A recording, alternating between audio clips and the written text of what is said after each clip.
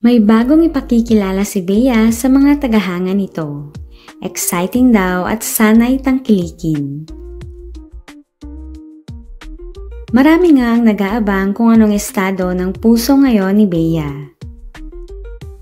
Blooming na blooming at fresh look pa rin kahit single.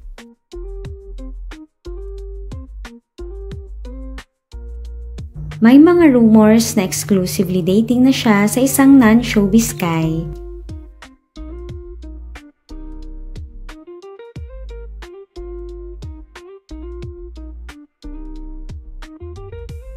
Pero wala pa ring pag-amin si Bea kung totoo nga ito at nananatiling tahimik.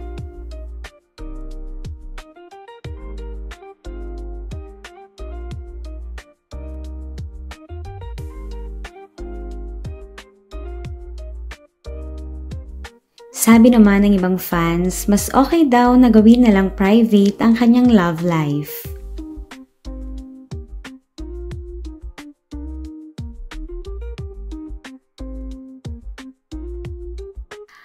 From past experience, complicated nga daw kapag isinasa publiko pa.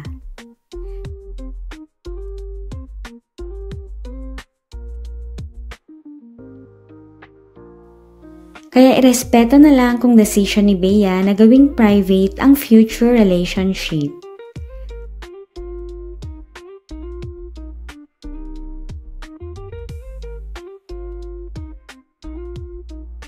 Sa ngayon ay hindi boyfriend or fiancé ang kanyang ipakikilala, kundi ang bagong item sa kanyang business.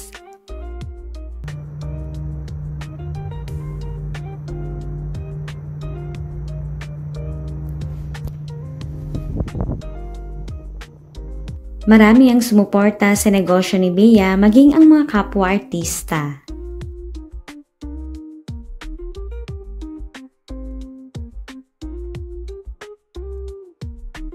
Para sa mga travel lover nga, ang mga produkto na nai-launch sa kanyang new business.